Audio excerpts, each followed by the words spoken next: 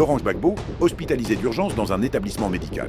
Mesdames et messieurs, prêtez une attention particulière à ce que vous allez découvrir, car les révélations qui suivent dépassent largement ce que l'on pourrait anticiper.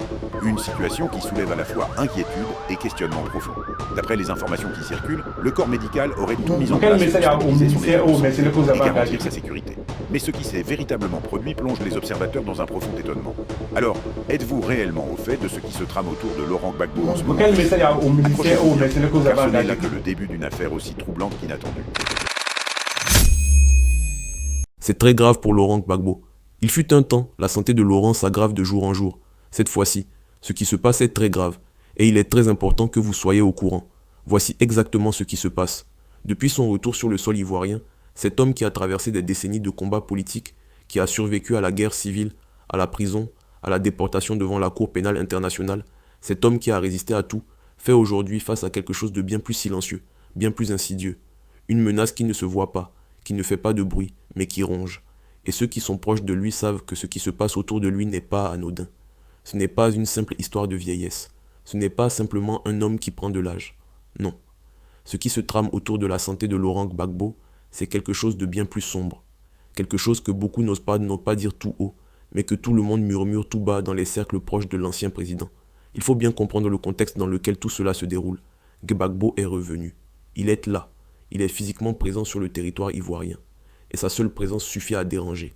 Pas parce qu'il est violent, pas parce qu'il est armé. Non. Il dérange parce qu'il a encore une base populaire réelle. Il dérange parce que son nom fait encore bouger les foules. Il dérange parce que dans l'arithmétique politique de la Côte d'Ivoire, il est perçu comme le seul qui pourrait, lors d'une prochaine élection présidentielle, véritablement faire vaciller le pouvoir en place. Et cette réalité-là, elle n'échappe à personne, surtout pas au palais présidentiel d'Abidjan. Alors voilà le tableau. D'un côté, un homme de 95 ans, dont la santé décline naturellement, comme c'est le cas pour tout être humain à cet âge. Il le dit lui-même, sans embâge, sans langue de bois. À 80 ans passés, on n'est pas en pleine santé. L'âge, ça signifie quelque chose. Plus vous avancez, plus vous êtes fragile. Ces mots-là, il les a dit. Il les assume. Il n'est pas du genre à prétendre être immortel. Mais là où les choses deviennent graves, là où le frisson commence, c'est quand on s'interroge sur la nature exacte de ce déclin. Est-ce uniquement l'âge, ou est-ce qu'il y a autre chose? Est-ce que quelqu'un, quelque part, aide ce déclin à s'accélérer? Les gens autour de lui le disent. Pas tous à visage découvert, bien sûr. On ne survit pas longtemps en Côte d'Ivoire à aller crier ce genre de choses dans un micro. Mais ceux qui osent le murmurer disent ceci. Laurent Gbagbo n'a pas confiance aux médecins ivoiriens. Pas tous. Pas dans ce contexte précis. Parce que dans ce pays, en ce moment, avec les tensions politiques qui sont ce qu'elles sont, la frontière entre un médecin qui soigne et un médecin qui surveille est extrêmement mince. Et le médecin qui le soigne actuellement, on dit de lui qu'il est lui-même sous surveillance. Pas parce qu'il est suspect en tant que personne, mais parce qu'il est dans la ligne de tir d'un système. Un système qui a tout intérêt à savoir exactement dans quel état physique se trouve l'ennemi numéro 1. Parce que c'est de ça qu'il s'agit. Laurent Gbagbo est l'ennemi numéro 1. Pas d'un parti, pas d'une idéologie, mais du pouvoir en place. Et quand on est l'ennemi numéro 1 d'un pouvoir, toutes les formes de surveillance deviennent possibles. Toutes les formes de pression deviennent envisageables. Et dans les couloirs du pouvoir africain, tout le monde sait que certaines choses ne sont jamais dites ouvertement, mais se font très discrètement, très méthodiquement, très efficacement. Il y a quelque chose d'autre que les gens soulèvent, une vraie peur, celle que le pouvoir en place cherche à l'éliminer, pas nécessairement de manière spectaculaire. L'Afrique a ses méthodes à elle, ses silences, ses accidents qui n'en sont pas, ses maladies qui arrivent trop vite, trop fort, trop opportunément. Et dans ce contexte-là, une hospitalisation même banale prend une couleur différente. Les gens qui entourent Gbagbo regardent chaque épisode de santé avec une vigilance extrême, parce qu'ils savent que les enjeux sont colossaux, parce qu'ils savent que dans 5 ans, si Gbagbo est encore là, encore lucide, encore capable de se dresser, il représente une menace électorale réelle pour le successeur que le pouvoir actuel voudra imposer. La Côte d'Ivoire va vers une prochaine élection présidentielle. Et dans cette perspective, le camp au pouvoir fait ses calculs. Alassane Ouattara, lui, a 84 ans. Il ne peut plus se représenter, du moins théoriquement. Il doit passer la main. Mais passer la main à qui? Et surtout, dans quel contexte? Si Gbagbo est toujours là, toujours debout, toujours capable de mobiliser, alors n'importe quel candidat du RHDP aura du fil à retordre. Voilà pourquoi certains pensent que la pression sur l'état de santé de Gbagbo n'est pas un hasard. Voilà pourquoi certains pensent que la surveillance de son médecin n'est pas un hasard. Voilà pourquoi certains pensent que tout cela fait partie d'un plan. Un plan froid, un plan calculé, un plan dont personne ne signera jamais les papiers, mais que tout le monde exécute en silence. Et lui, dans tout ça, comment réagit-il? Il le dit avec sa franchise coutumière. Il reconnaît que l'âge avance. Il ne se cache pas derrière une façade de Superman politique. Il sait que les années passent et qu'elles laissent des cas, ils laissent des traces. Mais il ne se tait pas pour autant. Il continue de parler. Il continue de recevoir des journalistes. Il continue de pointer du doigt ce qu'il appelle un braquage électoral. Il continue à agir comme un homme qui sait que son temps est compté, mais qui refuse de le laisser être compté par les autres. Ce qui est troublant dans tout cela, c'est la logique implacable de la situation. Gbagbo est là. Il est gênant. Il est politiquement dangereux pour le camp au pouvoir. Sa santé décline. Et les rumeurs sur une aide extérieure à ce déclin, elles ne viennent pas de nulle part. Elles viennent du vécu, de l'histoire politique de ce continent, d'une longue liste de leaders africains qui ont disparu dans des circonstances que leurs familles ont toujours jugées suspectes et que l'histoire officielle a soigneusement rangées dans la case des accidents naturels. Alors oui, ce qui se passe autour de la santé de Laurent Gbagbo est grave, très grave. Pas parce qu'il est forcément en train de mourir d'une maladie provoquée, mais parce que l'environnement dans lequel cette maladie évolue, les personnes qui gravitent autour de lui, les pressions politiques qui s'exercent, les intérêts qui sont en jeu, tout cela crée un terrain où le pire est possible. Et quand le pire est possible, c'est le devoir de ceux qui informent de le dire, clairement, sans peur, sans se laisser intimider. Parce que le silence, dans ce genre de situation, c'est souvent le meilleur allié de ceux qui ont quelque chose à cacher. Maintenant, parlons de ce problème de santé plus en profondeur. Parce qu'il y a une dimension que tout le monde esquive, que les éditorialistes sagement rangent dans un tiroir, et que pourtant il faut ouvrir. Laurent Gbagbo a 80 ans. Il l'a dit, il le répète, il ne s'en cache pas. Et à 80 ans, la santé n'est plus ce qu'elle était à 55 ans, à 60 ans, même à 70 ans. C'est une réalité biologique incontestable. Lui-même a prononcé ces mots en interview. À 80 ans passés, on n'est pas en pleine santé. L'âge, ça signifie quelque chose. Plus vous avancez, plus vous êtes fragile. Et cette lucidité, ironiquement, c'est ce qui le distingue de beaucoup d'autres dirigeants qui refusent de voir la réalité en face. Mais voilà où la question de santé prend une dimension politique. Parce que Gbagbo, malgré cet état de santé qui se fragilise avec le temps, avait choisi de se porter candidat à l'élection présidentielle. Il n'était pas le seul dans cette situation d'ailleurs. Alassane Ouattara lui-même a 84 ans, et lui se déclarait en pleine santé, en pleine forme, pour reprendre les termes qui ont circulé dans les médias lors de la campagne électorale. Gbagbo, lui, lorsqu'on lui soumet cette affirmation, répond avec cette franchise qui le caractérise. Vous savez, il y a des déclarations politiques que nous faisons. Autrement dit, quand un homme politique dit qu'il est en pleine santé à 84 ans, ce n'est pas nécessairement le médecin qui parle, c'est le candidat, ce n'est pas le diagnostic, c'est la communication. Et c'est là que la question de santé de Gbagbo devient une question politique majeure. Parce que s'il lui reconnaît honnêtement sa fragilité physique, et que l'autre, de l'autre côté, proclame une forme olympique qui n'existe probablement pas non plus à cet âge, alors qui est réellement en capacité de gouverner? Et si aucun des deux n'est vraiment en mesure physique d'assumer la totalité d'un mandat de 5 ans, quelle conclusion faut-il tirer? Que le système politique ivoirien est en panne profonde, que les générations plus jeunes n'arrivent pas à s'imposer, que le pouvoir reste captif entre les mains de quelques hommes âgés qui refusent de le lâcher. Gbagbo lui-même fait référence à Joe Biden.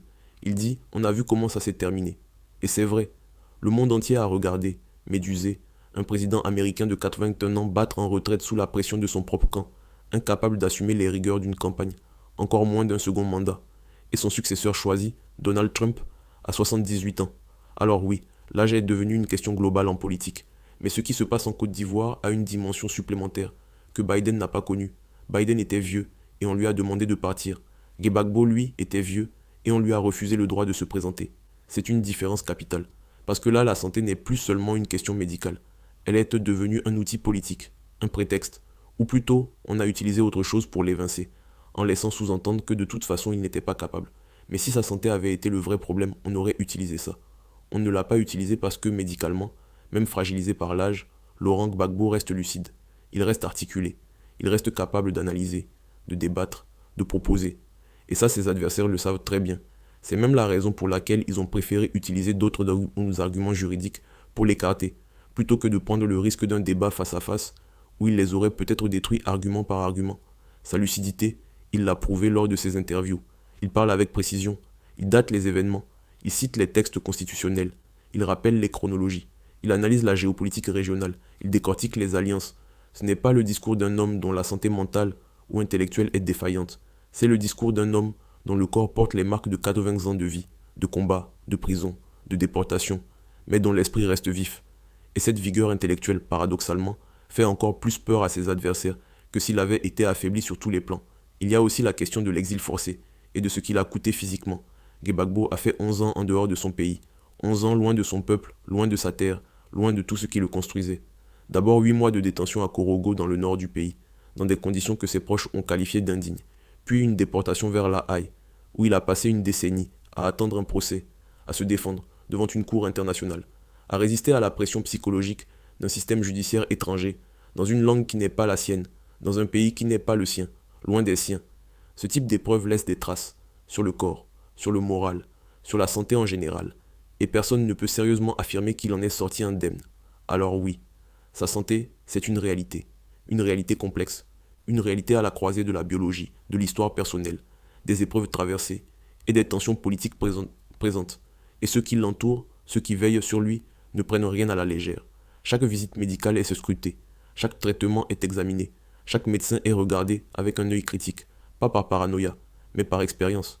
Parce que dans un pays où les adversaires politiques ont utilisé l'artillerie militaire, les tribunaux internationaux et les condamnations judiciaires pour éliminer un homme, il serait naïf de penser que la voie médicale serait au-dessus de tout soupçon. C'est dans ce contexte que le docteur qui le soigne actuellement est lui-même placé sous une forme de surveillance indirecte, pas par Gbagbo lui-même, mais par le système. Parce que dans ce jeu d'échecs politiques, savoir dans quel état se trouve le roi adverse, c'est un avantage stratégique immense. Et si en plus on peut influencer ce que le roi prend comme médicament, ce qu'il mange, ce qu'il boit, alors on passe du renseignement à quelque chose de bien plus grave. Et c'est ce quelque chose de bien plus grave que des voix nombreuses, sérieuses, proches de l'ancien président, commencent à évoquer à demi-mot. Pour l'instant, Laurent Gbagbo est vivant. Il parle, il accorde des interviews, il analyse, il critique, il résiste.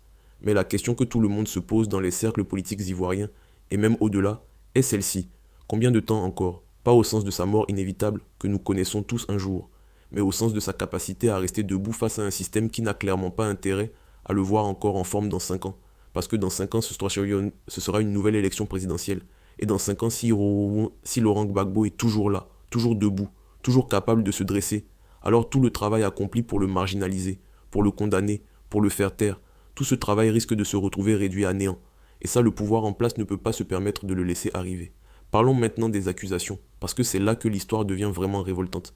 C'est là que la politique ivoirienne montre son visage le plus brutal, le plus cynique, le plus calculé. Laurent Gbagbo a voulu se présenter à l'élection présidentielle. Il a déposé sa candidature, et on la lui a refusée. Pas pour des raisons techniques, pas pour des raisons constitutionnelles légitimes, mais sur la base d'une condamnation que lui-même qualifie de montée de toutes pièces. Une condamnation pour braquage de la BCEAO, la Banque centrale des États de l'Afrique de l'Ouest. Et quand on écoute ce qu'il dit à ce sujet, on comprend très vite que derrière cette condamnation, il y a quelque chose qui pue à des kilomètres. Voici ce que dit Gbagbo, mot pour mot dans ces termes reformulés. Cette accusation de braquage de la BCEAO est fausse. Et la preuve en est simple, elle est dans les archives. La BCEAO n'a jamais déposé plainte.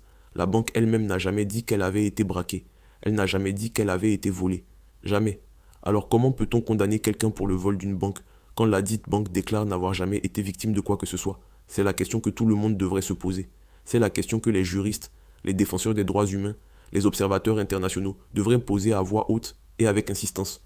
Et ce n'est pas tout. Il y avait d'autres personnes poursuivies dans cette même affaire. Le premier ministre de l'époque, le ministre de l'économie et des finances, le ministre du budget. Tous ont été mis en cause. Tous ont été condamnés dans le même dossier. Et tous ont été amnistiés, sauf un seul, Laurent Gbagbo. Quelqu'un au sommet de la hiérarchie a décidé que tout le monde pouvait être pardonné, que tout le monde pouvait reprendre une vie normale, que tout le monde pouvait tourner la page, sauf lui. Et la seule explication cohérente que tout le monde comprend, même si personne dans le système ne la formulera jamais officiellement, c'est que lui reste dangereux, lui reste une menace, et qu'on ne peut pas se permettre de lui rendre sa liberté totale. Pas sa liberté de mouvement, certes, mais sa liberté électorale, sa capacité à se battre par les urnes. Gbagbo dit quelque chose d'une simplicité glaçante à ce sujet. Il dit que ceux qui ont été écartés de cette élection, lui et le président du PDC-IRDA, Henri Konan Bédié, sont précisément ceux qui pouvaient gagner, pas ceux qui font de la figuration, pas ceux qui se présentent pour exister médiatiquement, non, ceux qui, dans un scrutin réellement libre et transparent, pouvaient aller chercher la victoire. Qui était derrière ces assaillants? Il ne mâche pas ses mots là-dessus non plus. Il pointe nommément le camp d'Alassane Ouattara, dont certains membres ont été cités publiquement comme les financiers de la rébellion, avec des montants précis évoqués. Il parle de 25 millions par mois versés aux rebelles, des chiffres qui ont été cités, documentés, évoqués dans des contextes officiels. Mais bien sûr, dans le contexte politique actuel, ces accusations ne sont jamais instruites. Les dossiers restent fermés, les responsabilités restent floues. Et celui qu'on accuse de tous les maux de la Côte d'Ivoire reste Gbagbo, pas ses adversaires. Et puis il y a la France, Nicolas Sarkozy. Gbagbo en parle avec une colère froide, contenue mais bien réelle. Il rappelle que c'est l'armée française qui a bombardé la résidence présidentielle ivoirienne, que c'est sous la supervision française qu'il a été arrêté, que c'est dans ce contexte qu'il a été déporté à La Haye, un chef d'État souverain, dans sa propre résidence, dans son propre pays, arrêté avec le soutien d'une puissance étrangère. Si on racontait ça dans un roman, on dirait que c'est trop gros, trop excessif, trop invraisemblable. Sauf que ce n'est pas un roman, c'est l'histoire récente de la Côte d'Ivoire. Et cette histoire, elle mérite d'être dite, répétée, documentée et jamais oubliée. Ce qui rend ces accusations encore plus troublantes, c'est leur caractère sélectif.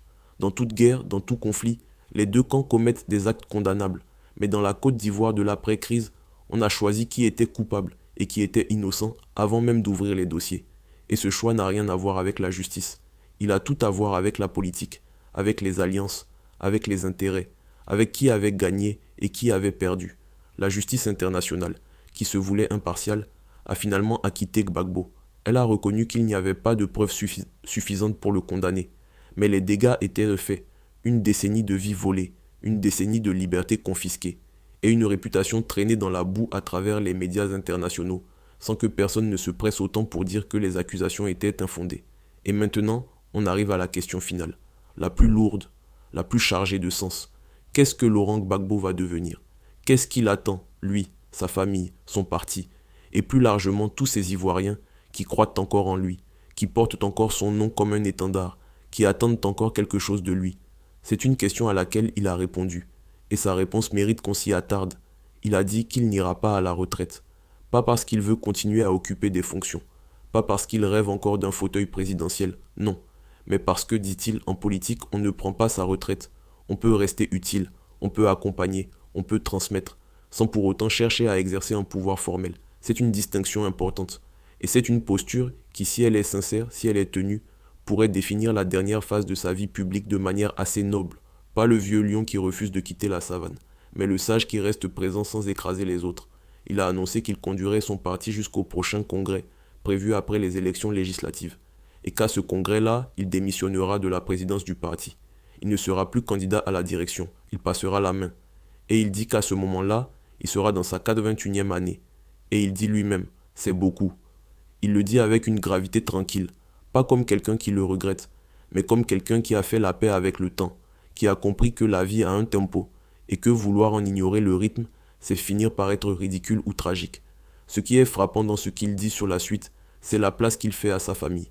Il parle de prendre du temps pour lui, pour sa petite famille.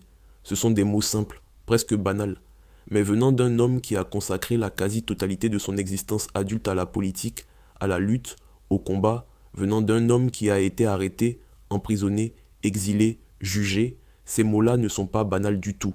Ils sonnent comme une libération, comme si, peut-être pour la première fois depuis très longtemps, il s'autorisait à exister pour lui-même, pas pour un parti, pas pour un peuple, pas pour une cause, pour lui et pour les siens.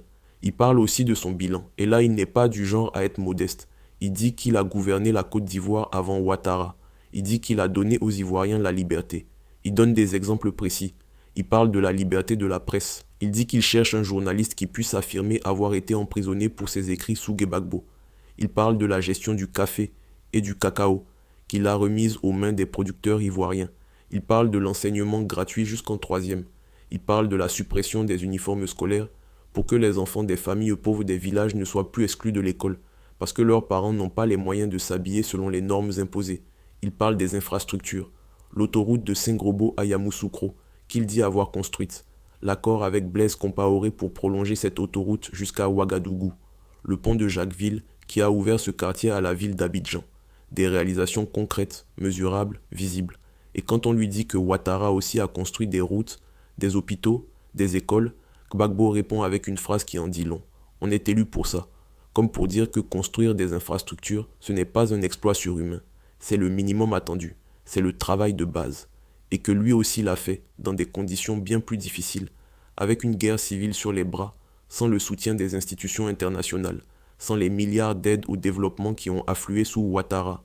Il y a aussi ce qu'il dit sur la crise avec les pays de l'AES, l'Alliance des États du Sahel, Mali, Burkina Faso, Niger, des pays qui ont pris leur distance avec la France, des pays qui ont refusé de continuer à jouer le jeu d'une France-Afrique qu'ils jugent humiliante. Et Gbagbo dit quelque chose de très fort là-dessus. Il dit que la tension entre la Côte d'Ivoire et ses pays voisins, c'est de l'enfantillage. Il dit que ce n'est pas le combat de la Côte d'Ivoire, que la Côte d'Ivoire a pris sur son dos le combat d'autrui, et que ça, c'est une erreur historique. Parce que le Mali, le Burkina Faso, le Niger, ce ne sont pas des pays lointains et étrangers, ce sont des voisins, des frères, des partenaires économiques indispensables, des peuples avec lesquels les Ivoiriens ont grandi, commerçant, échangé, tissé des liens de famille parfois. Il dit que s'il lui était au pouvoir, en 2 semaines, en 1 mois maximum, il rétablirait les bases fraternelles entre la Côte d'Ivoire et ses pays. 2 semaines, 1 mois, là où le pouvoir actuel n'y arrive pas depuis des années. C'est une affirmation audacieuse, peut-être trop audacieuse. Peut-être qu'il surestime sa capacité à réparer en quelques semaines ce qui a été cassé en plusieurs années. Mais ce qu'il dit derrière cette affirmation était peut-être plus important que l'affirmation elle-même. Il dit que cette crise dure parce que la Côte d'Ivoire défend les positions de la France dans ce conflit, que le président Ouattara, dans ce dossier, n'agit pas en fonction des intérêts ivoiriens, mais en fonction des intérêts français, et que tant que cette équation-là ne changera pas, la crise ne se résoudra pas.